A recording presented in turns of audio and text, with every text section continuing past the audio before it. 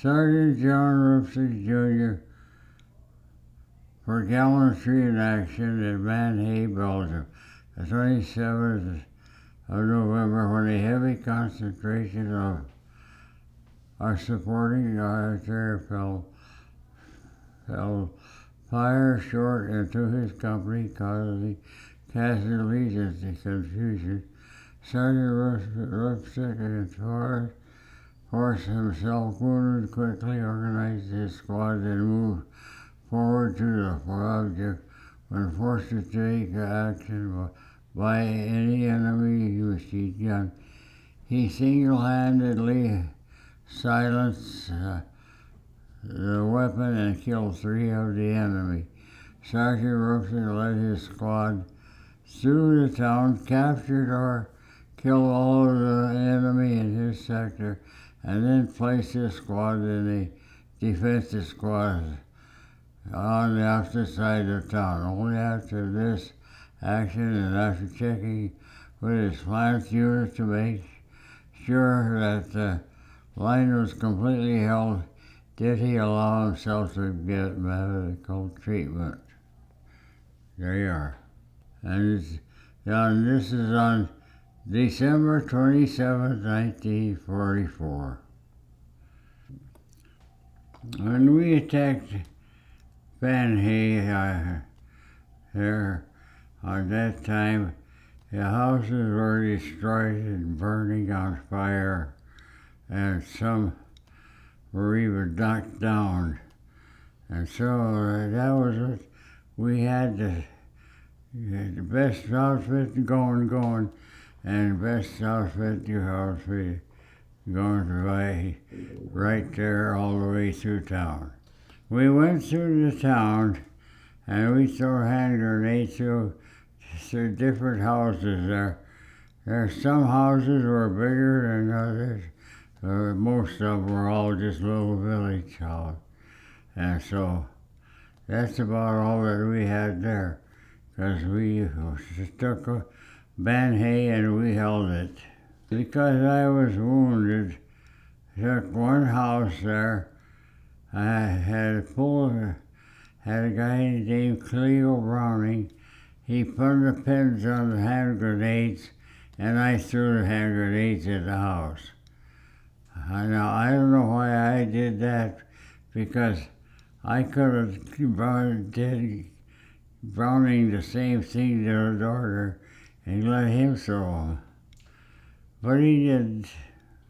Did you go into the houses after No, you never go into the house. Why not? That's where it can be deadly. After we saw the grenades, we ran up the street and saw a German Tiger tank parked there with a track blown off of it. What did the tank look like? Tremendously big. It weighed about 60 tons. It was a big tank. Were there any Germans in the tank? That's what one of our men says. There was men in the tank, but if there was, they never fired a shot.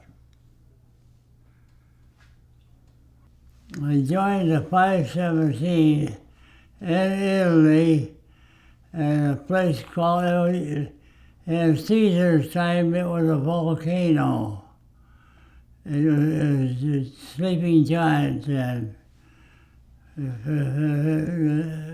We fitted a whole battalion in there, and we didn't lose any of it. We seen it. Everything you see there, what happened after Caesar. Talk to me about your first experience in combat. In Italy? Yes. Well, that was a awful, tragic day. It was a day that I never had. I don't want again. we were chasing the Germans up through an open field, and we got into a place where we had a German prisoner, and he told us, "Don't go in that field." So nobody believed him, and we went in there, and all of a sudden we heard three explosions. Guys stepping on mines. And so what happened, we still took this prisoner and took him to, and that was the first time I saw a man killed. And it was something that I can't describe to you. But I wanted to die myself. I wanted, asking God to take me, and for some reason he refused. And I looked and see there was a family above us in a house right out in an open field. There was a father and a couple daughters he had. The girls were probably 18, 19 years old. And that was all that we saw then. He stepped on a mine, that killed him. The first thing that I saw in Italy was a German soldier. He was riding on a motorcycle, and our artillery was trying to get him. And it was dropping, seemed like shells were dropping right in back of him. So, and he wanted, he had some Germans had those forts that they had there, and they took us to with this fort, and from there on, we were on our own.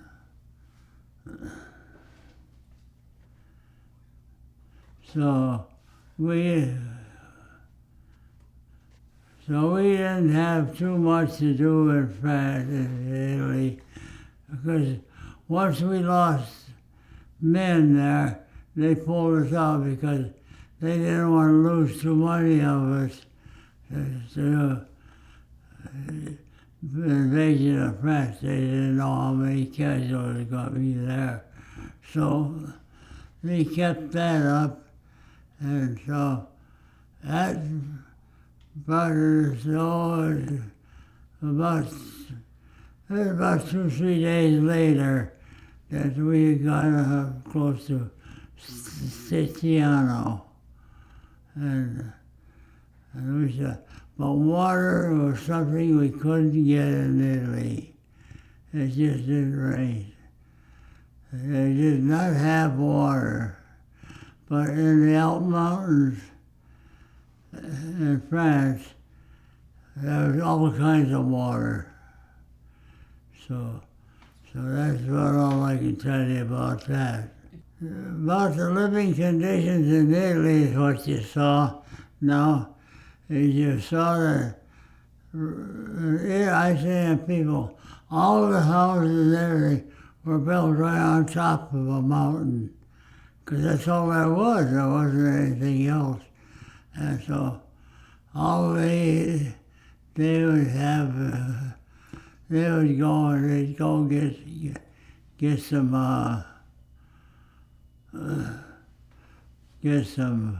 water there for us. We had those water bags. We had them, and guys would go down and fill them up, and then he'd bring back bags full of water for our guys. And that was the way we got water. Water in Italy. So, but water in France was easy to get. This guy was a German sniper, must have been. He was standing up in a gravel pit. The pile of gravel, it was a big pile. But we didn't get him. he got away from us. And so that was the end of that one. Well, that was on the evening in Italy. We were on the Italy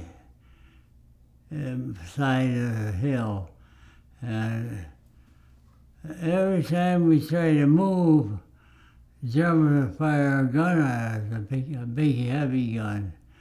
So it's heavy, and we stayed there all night like that. And so the next day, we had to go and leave it. And then we were heading towards France, and there was a whole mess. All of a sudden, the whole area lit up. We didn't know what the heck it was. I don't know what it is today even. All we could do was just lay down. They could not see where we were. So that was a big barrage of all. The Germans lit up the whole area. We stayed mostly right within rifle range of each other. Jerry's one on side, and we are on the other side. So the town was probably Banhay. It was about the size of Warren. And we were ahead of our own troops. So we stayed there and waited to see everything else going and our own troop. So Belgium and fighting was altogether different than the fighting in Italy. Because Italy had some mountains all there. And Belgium, when we jumped into France, we were right next to a town named Claviers. That's where my company jumped. And so we were all in there, and that's where all the people came out to see us.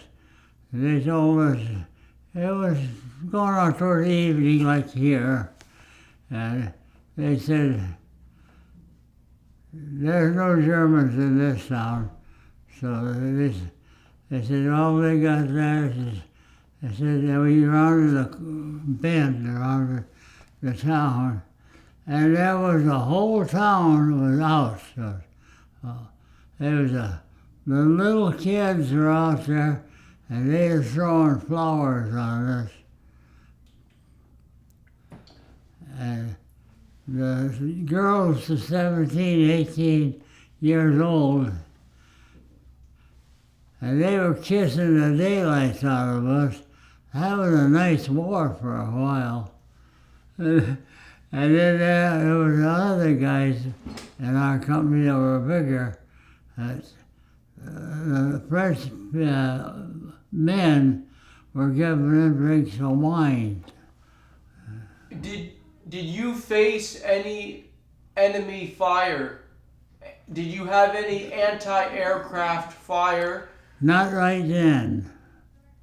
We marched all right in the daytime. We had enemy fire, and when morning hit, we had fire. It was the way we were fighting for one thing, and I know me and other Corporal John from New Jersey, we were thirsty. We were just about dying of thirst. And we said, we were in a grape vineyard. And we said, we got to get some water. And we looked over and we saw this farmer farmer was standing probably 400 or 500 yards away from us. So me and the Wolmers, and that was the guy that was with me. So we said, okay, we'll fall out of the ranks and then we'll run over and get some wine and we come back. So that's what we did. And that first farmer, he goes, you know what a barrel of wine looks like after it's been fermented for 6, 7 years. And it was like mud.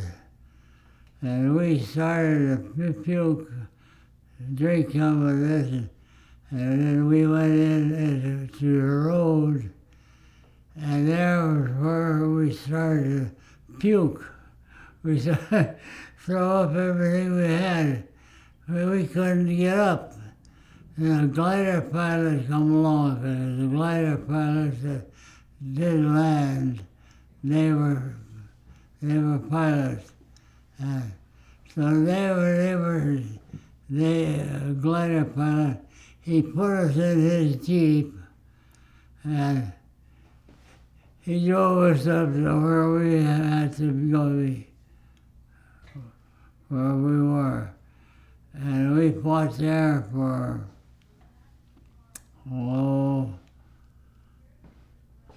I'm just guessing now, probably 3-4 hours before the Germans pulled back. And so that was all we had. But then the rest of us headed in the grape vineyards.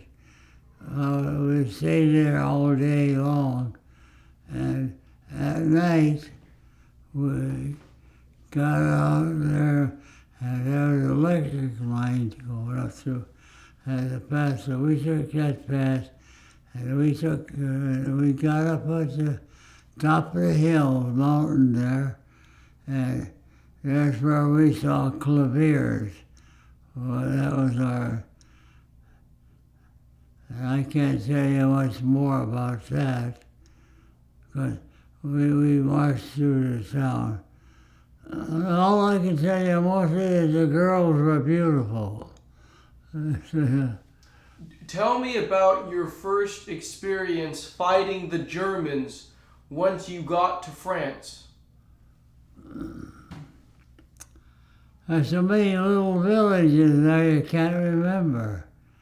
The villages had to be either St. Kellyanne or Central Falls. I don't know which one. I'm guessing on that. Jumped in the France, and as we hit the towns, we took one town after another. It was all, most of them were about the size of Sugar Grove here. They were not very big, but the Jerry's would fight us for a while, and they'd leave and they'd pull back. Well, when we jumped right into France, we were expecting first to hear the Gestapo, but then all of a sudden we found out it wasn't fighting, they were fighting, they hired the soldiers, like the Russian and Polish soldiers, they hired them to fight for them. And all of it, they screwed it all around us, and I can't tell you. More we didn't see. Sir, can you hear me? Yeah. I'm saying, tell me about fighting in the villages. So the Germans are in these villages. Yeah. When you would go to a village, yeah. What would you do? How would you attack it to get rid of the Germans? What do you remember about the German tanks? Well, the tank was up in northern France. What happened? Yeah. Well, the tank, one of our artillery shells hit the tread on the tank and blew the tank off, the artillery shell off. The track, it blew yeah, the track. And so the tank was back then was no good no more, because they couldn't use it. It's hard to remember all of that stuff that's there. We'll see how it goes. We loaded up into Italy and we come flying into France. We loaded up right there and we had to wait for the green light to go on before we could jump out. So we waited and we couldn't have up, you see the planes come in wave after wave, because that way they won't run into any of their own soldiers. So we went in there and the planes came in. Oh,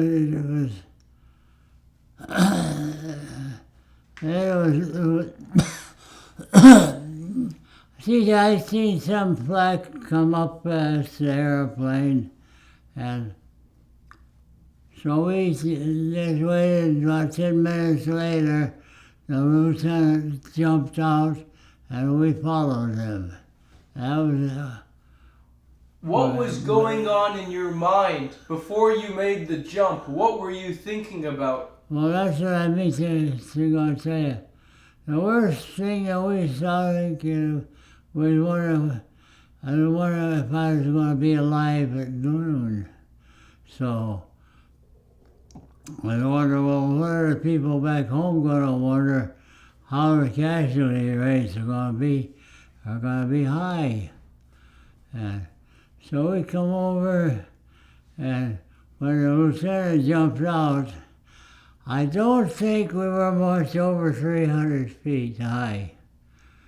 So, because there'd be other planes coming in back of me.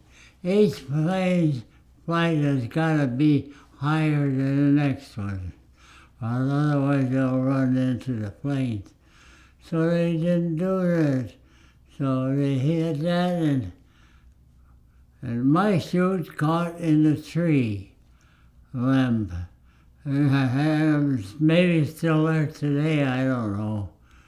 But the French people, the girls, they could sew. They went under there and they were grabbing all kinds of cloth. They were making blouses, shirts, everything. And, you know, we see some guys that got out of the street.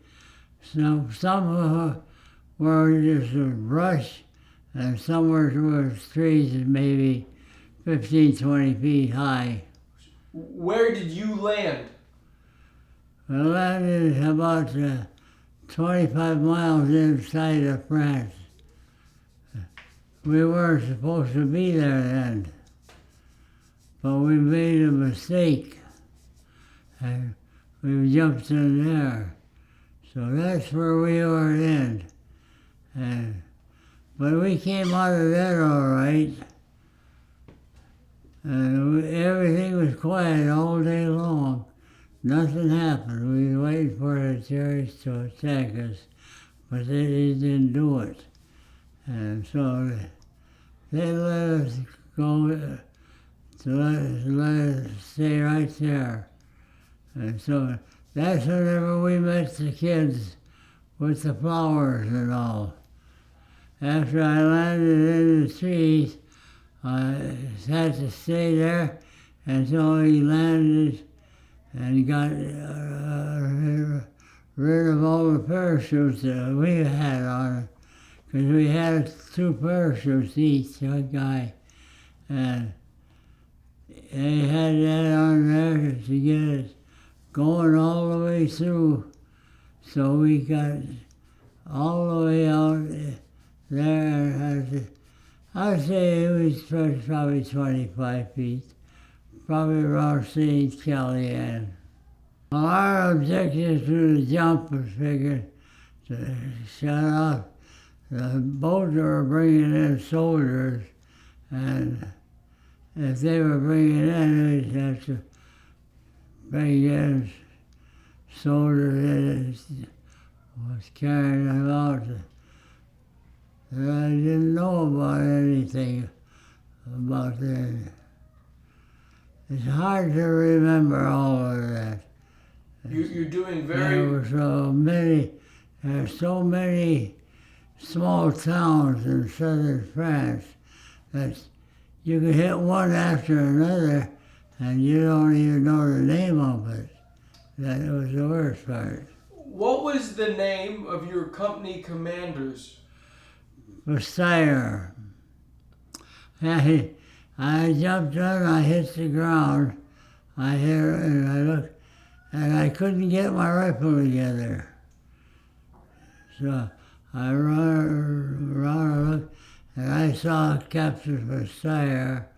He was standing in a shed, a little shed. It looked like a toilet or something. And so I ran up to him and I said, "Oh, Captain, where are we?" He said, "I don't know, John." He said, "But I can tell you one thing. We're not where we're supposed to be." The old man. So we made my start. Some guys started coming up through, but I didn't get my rifle together until almost noon. What do you mean? Why did you have to put your rifle together? Well, in a parachute jump, you take your rifle and everything. You put it so it's smaller.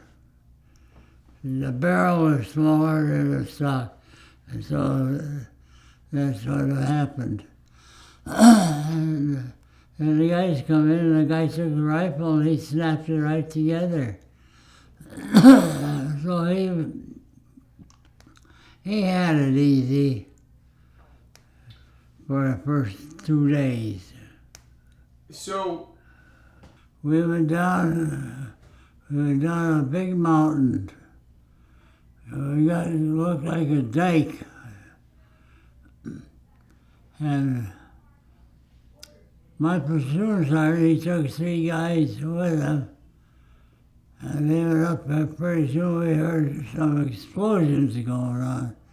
We thought, "Oh, the heck is this?" And I said, "Guys, come to find where these guys stepped on those mines." And they went off. One got his leg blown off, and one mine was sleeping right under him when he stepped on. And he died. So the third guy who was with come back with us. He was all right. So what did you do? When you heard these explosions, what did you do? Well, all of a sudden, the sergeant, he come running back to us, and he hollered my name, and he said, "The guy stepped in a minefield." So I get up and I run towards the minefield, and he was right back of me. And we got up to where he was in there, for like a little driveway. They must have had a cart using it. And so everything he did turned out to be right where his cart was. So his way, we got the one guy out, then I got the other guy out. But the one guy was 220 pounds, he's a big guy. And so he got me, I got him out.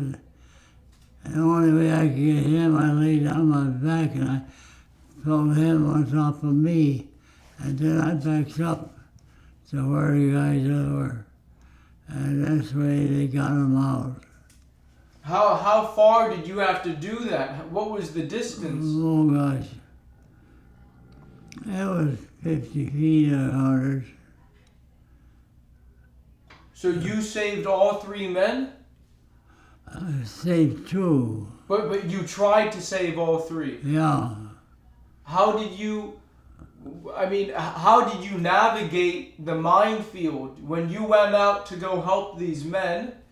How did you make sure not to set off any of the mines yourself? You took a chance.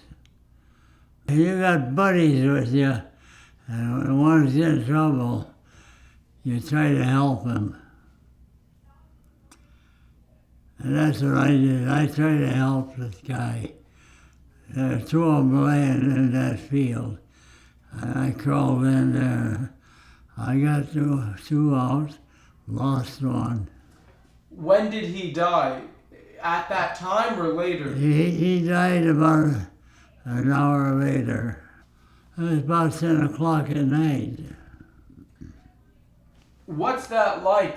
Walking through a minefield at night, not knowing if you're about to set off a mine. You know, you're praying every minute you're in there. So, were the Germans firing at you when you went to rescue the men? They were firing, but I don't think they knew who they were shooting at. I mean, were the bullets getting close to you at all? No.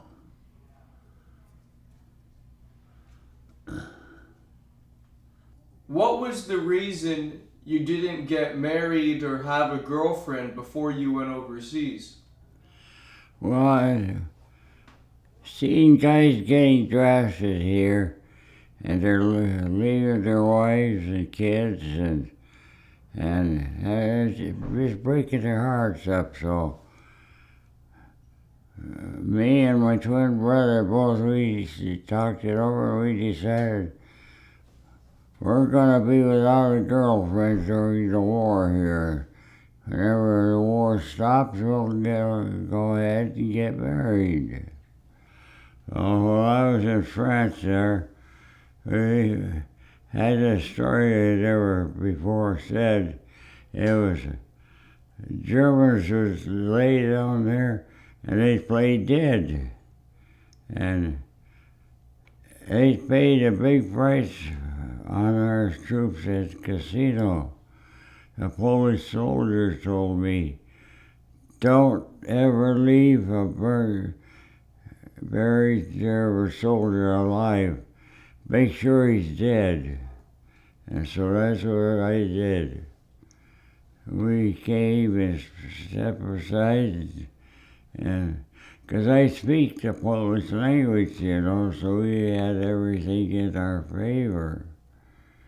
So everything that they did, we already knew about it. So they'd hide behind a rock pile or a big batch of dirt or whichever, and then they'd wait till the guy would by, so they'd shoot him.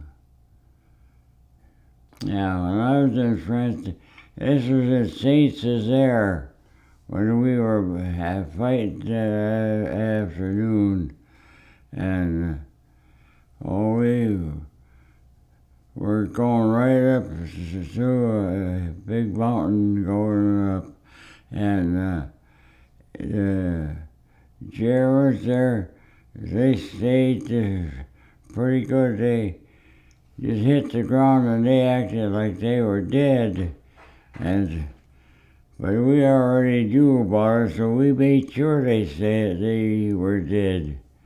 So, the guys shot them mostly.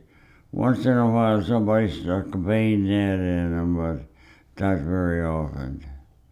They'd go by, they'd see a dead German laying there, they'd just put a bullet in him, and that was it. So that was about the extent of our fight at Saint Césaire. That was a pretty heavy fight there. After we got up there, we was going right through looked like a big apple orchard, and and that was what we were concerned about, because we see this dead German laying right there in front of us.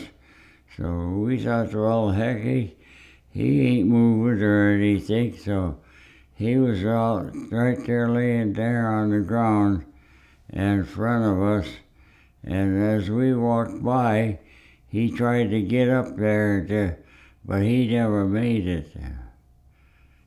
We shot him first before he ever got hold of any rifle. Or once in a while you'd find a German there, they'd be fanatics.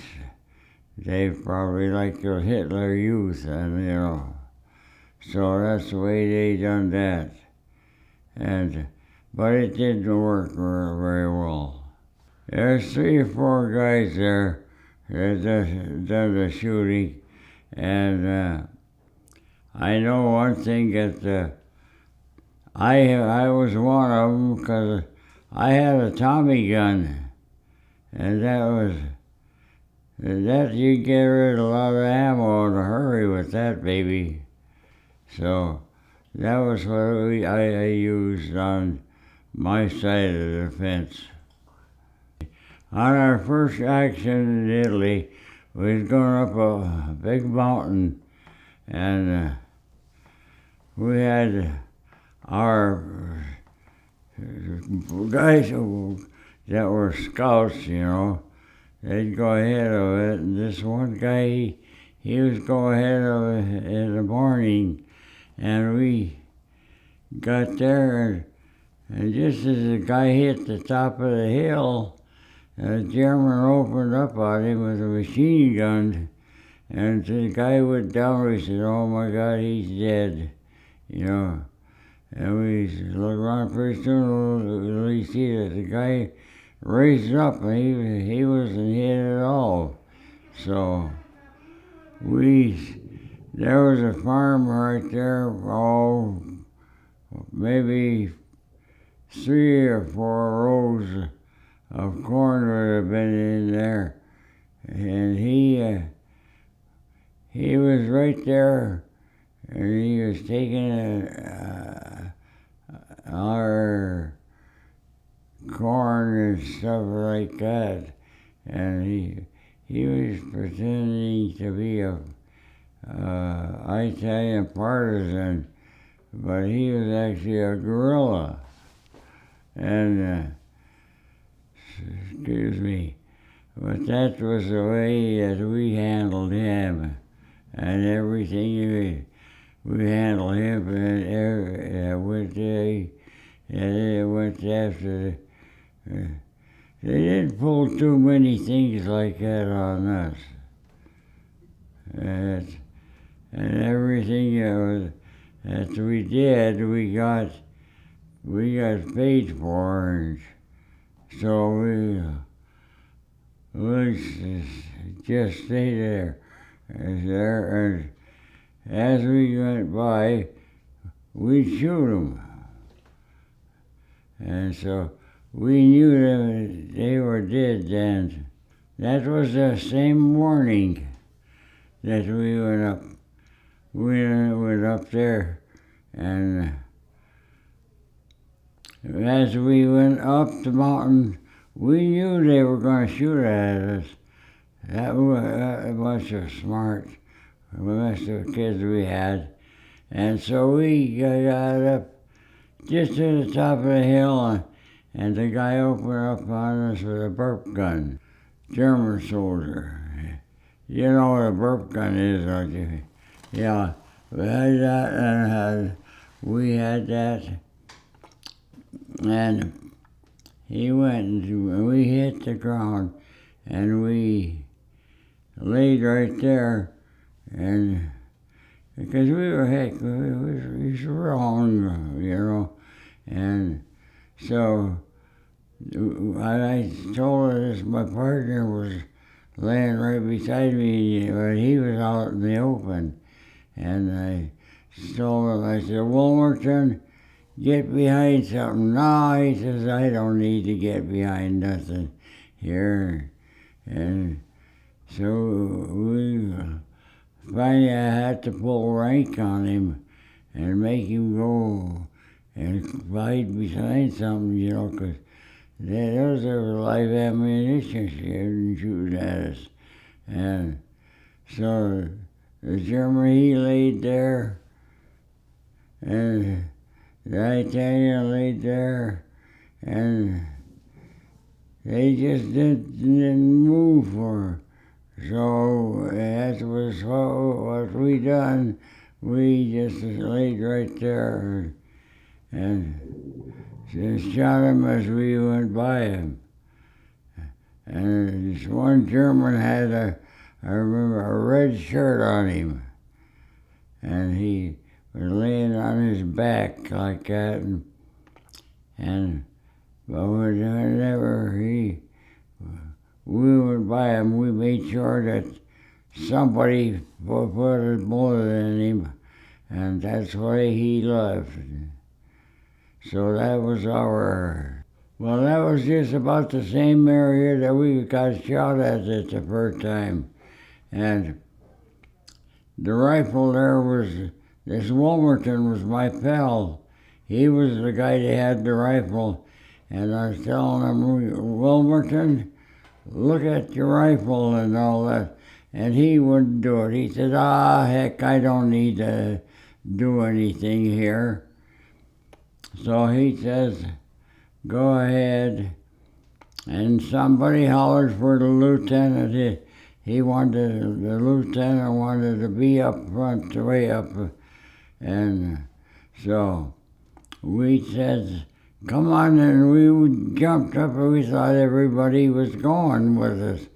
But only Wilmerton here, he never heard me ask for him, and so I run up there to the lieutenant there and hid behind some old trees, like little saplings grow out on them.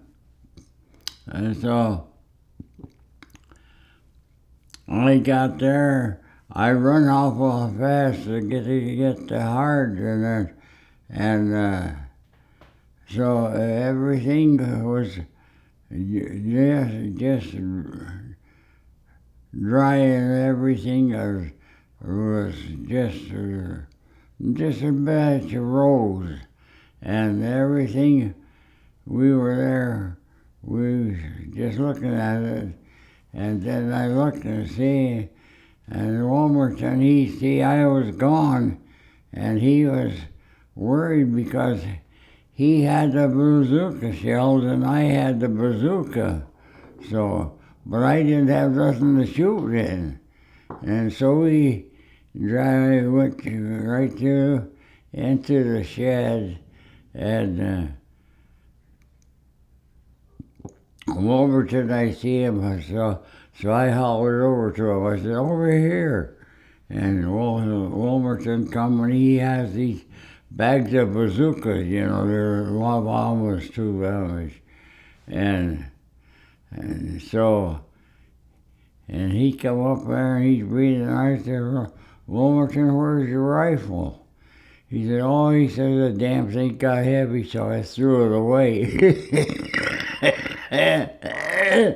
Stupid. After we got back from France, from the mountains, we sat at the Red Cross Club there in Jonay, and we were laughing at how stupid we were and how we got away with it. And so that's just what happened. So I went down there, and he was, that's when he decided he better get some cover. So he hid behind some maple stumps up there. And as we were talking to each other, that's what all of this took place. So everything we started up there. And that was in the afternoon, and that's this old Italian farmer up there, he had two girls there, and we knew that they weren't good, so they were waiting for us to come up there, and they were going to give us a soup or whatever they had, and because that's all that they had, and that was it all the way. So we stayed with Steph for a while, and that's when after we left there, we went down the mountain, and this German, the prisoner we had, he told us, don't go down that valley, it's bad. And we didn't do it, but it was mines full. And so as we went down there, we almost got to the bottom, and we heard explosions goes, and that's one guy got killed, and 2 or 3 more got wounded, and that was the end of the day for us, because we just laid down, and I wanted to die, I'll tell you. And that was, I never could be that scared. I was figuring on death was better than staying there all night and waiting for that bomb to go off, go over around us. So everything that happened right there happened before we got down into that minefield. And when we got down into that minefield, we still had this German prisoner, that we had. And he told us, don't go down in there. And so we didn't go to anything like that. But a few guys did go in, and that's when they stepped on these darn mines. And these mines were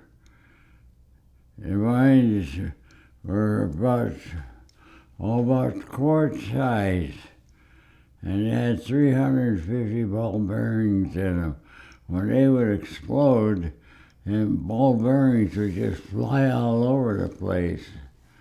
And so that was what we didn't have anything to do with any of those. And then we went and slept all night long, and the next day we marched, and we went towards our buddies that were gone, and we were to search them, and they were laying dead as close as Stistiano. And then it was, I think it wasn't long after, a day or 2 later, we got up there, and we got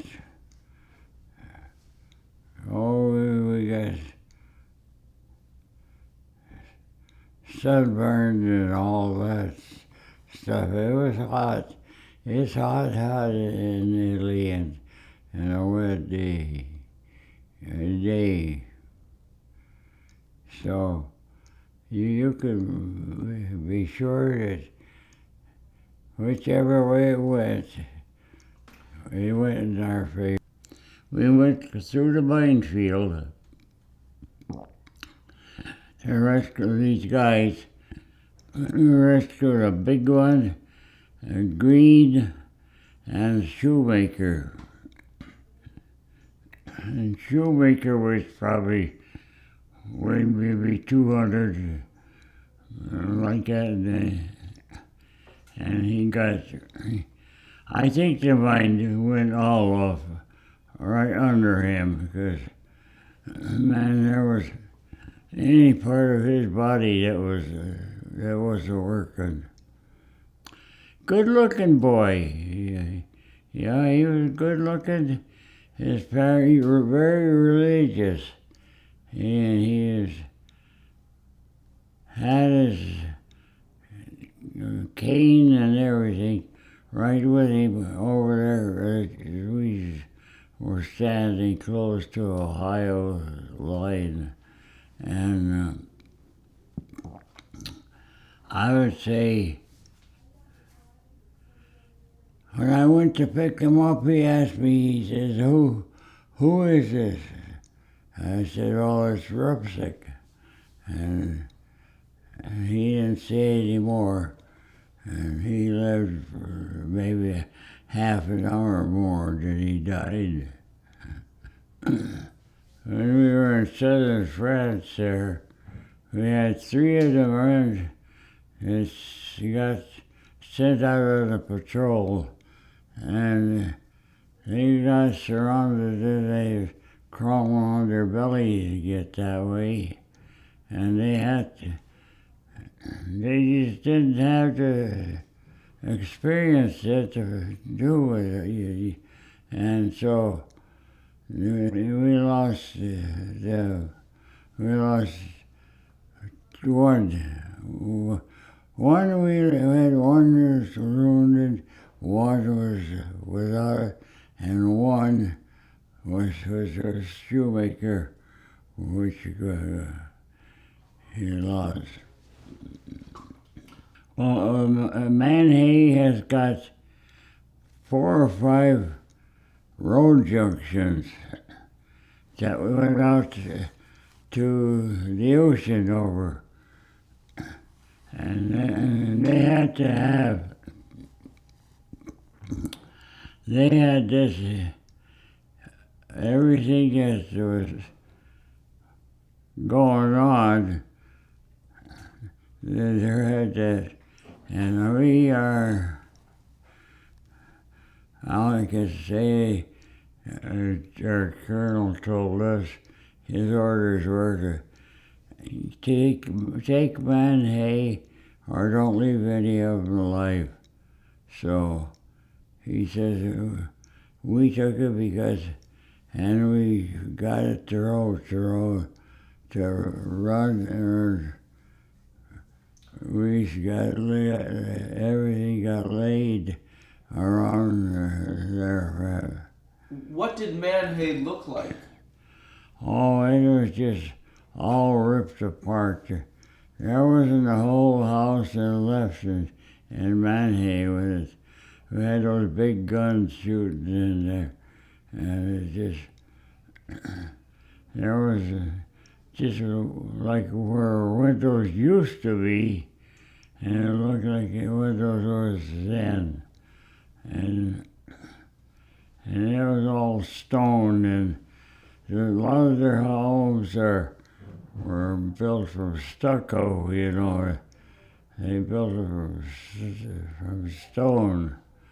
And that's where we got our baptismal fire, right from them. So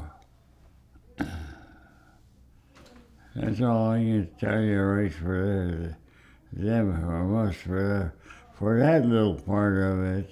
What do you remember about the artillery barrage that hit Manhay before you all went in there? Yeah, an artillery barrage had us, all Americans.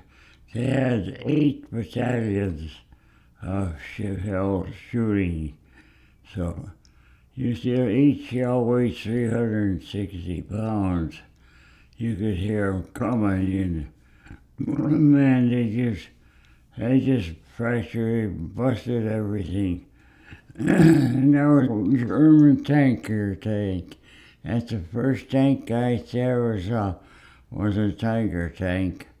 And it was parked right in the middle of the street, and that's where a shell hit the track on that, and that busted the track off, so they couldn't move it. So they still was going out, and we didn't know that. One guy at our platoon told us, there's still a live man in that tank. And we didn't even believe him, but we didn't do anything to him.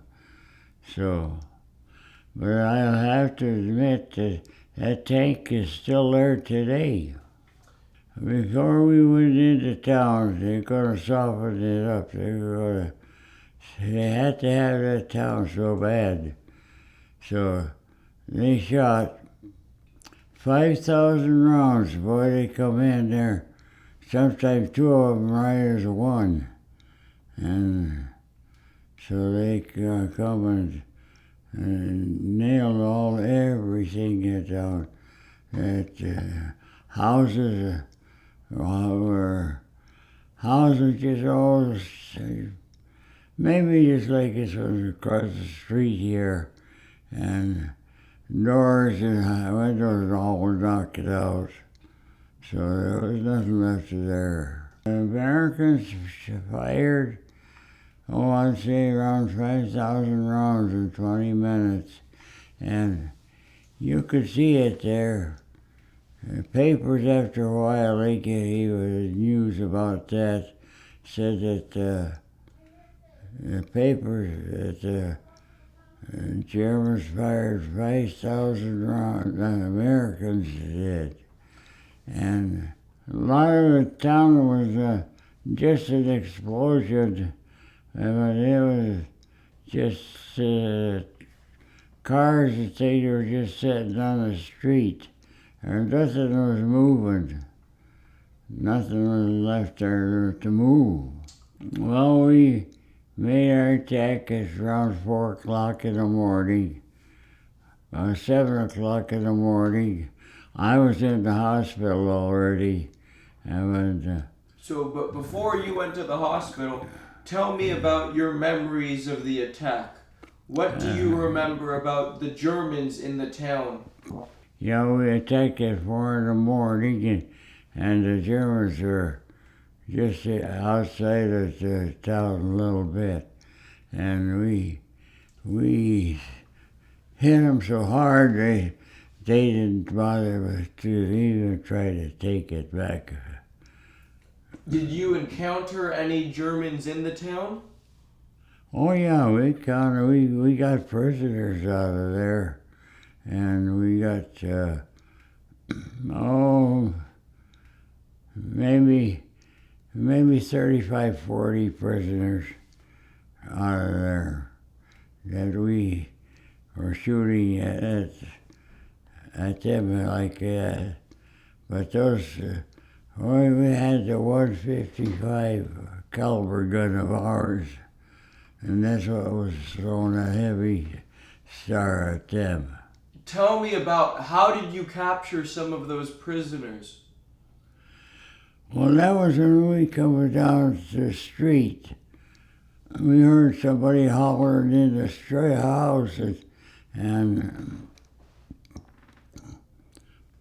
they were saying, our my lieutenant, he was crazy, I'll tell you. He'd shoot at anything, and he shot, and he called, told them guys, come on out. And he says, or I'll kill all of you. And so the guys back out. Guys that were backing out first were American prisoners. American? Yeah.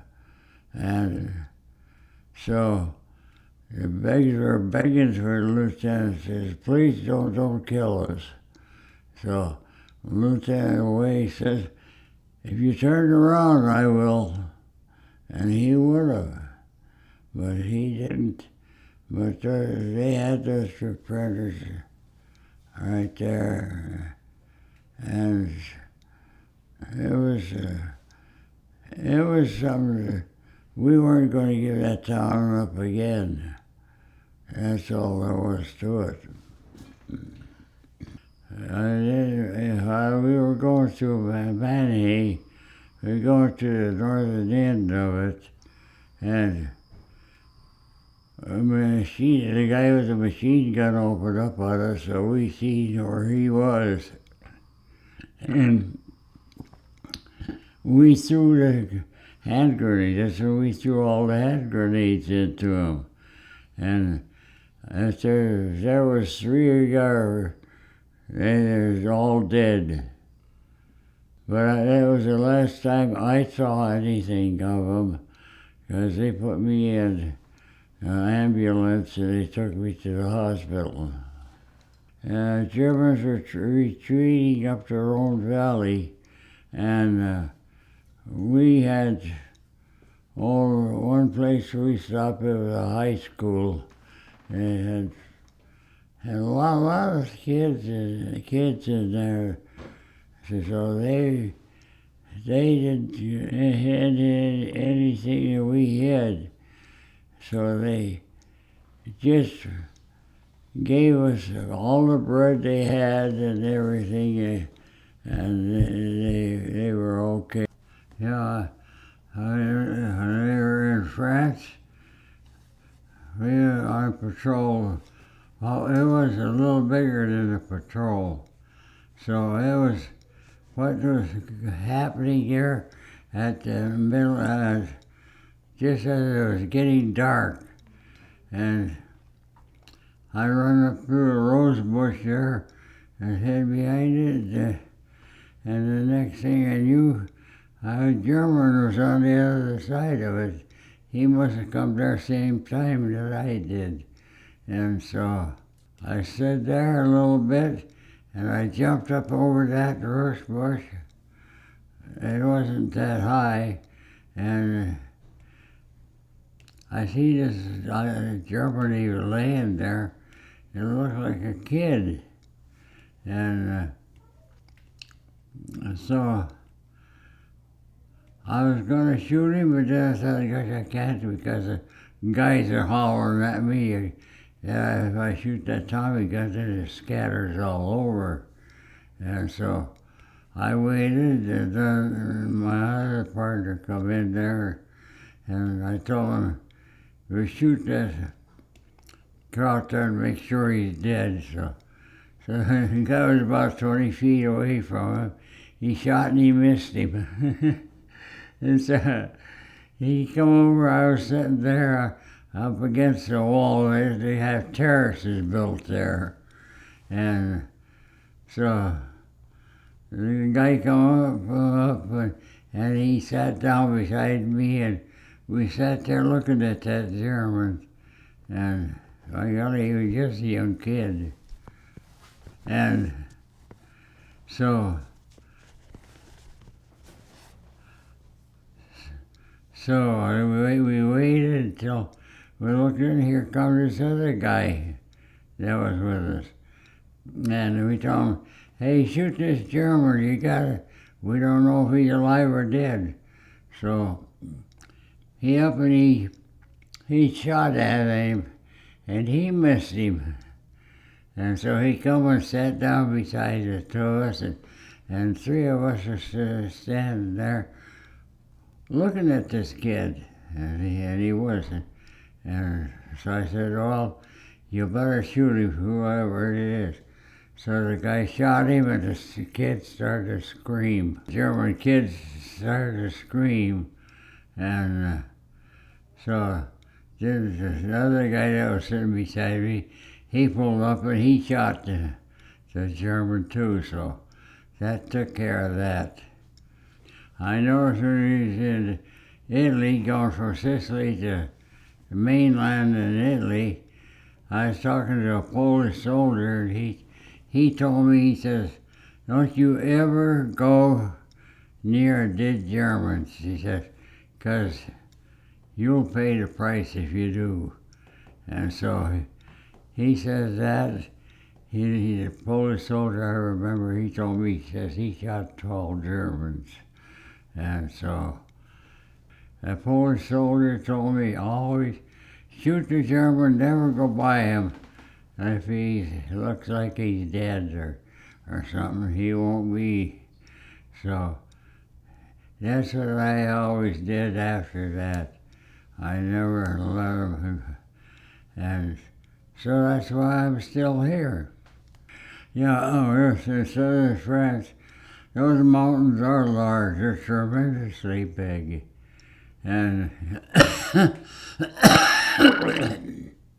and so we got up in there and it was all way up in the mountains. It was above the clouds. When we got up there, we looked down and we could see the clouds below us. That was in the daytime. And so we didn't do much. We didn't I didn't do much thinking about it.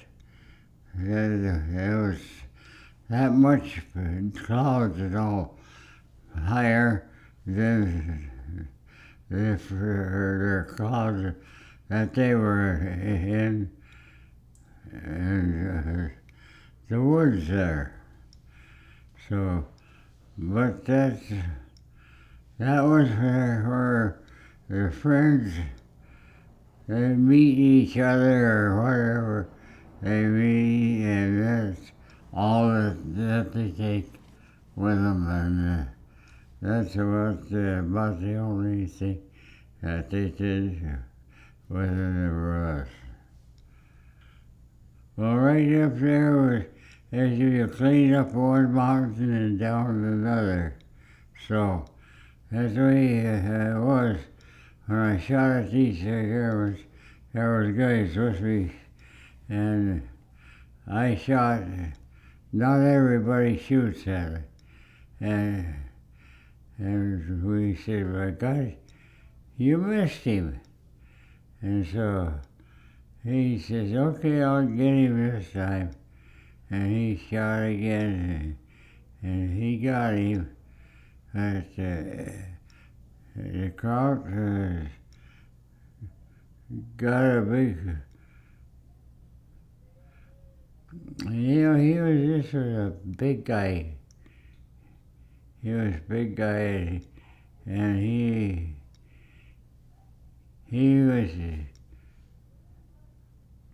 wasn't playing soldier. He was a soldier, and that's what.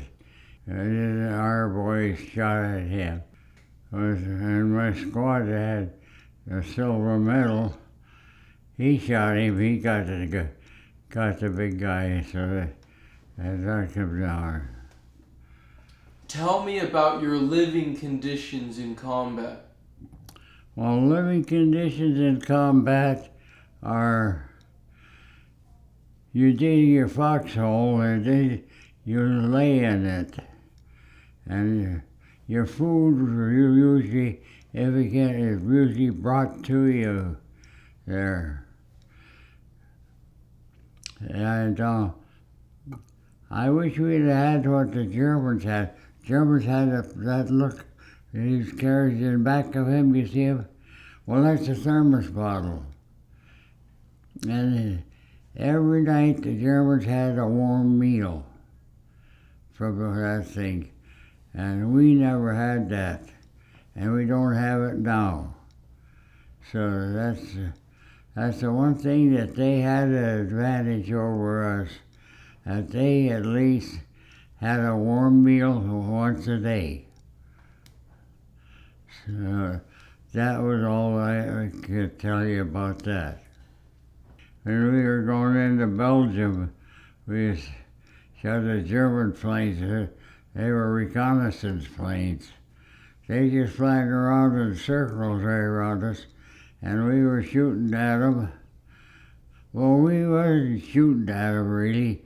We had a batch of colored guys on a tank, and they were shooting at this German plane, and I don't think they ever touched him. So that was it for us as far as that goes. And then from there we went into attack on Manhay. The artillery shot. There were fires that were their own men, and all they did is killed a bunch of their own men on that. And I was wounded, and everything just fell apart right then. Where were you wounded? In the hand, right across my fingernail. No, it was right across there. And right over the top of him, he just sliced. shells. And so, after you were wounded,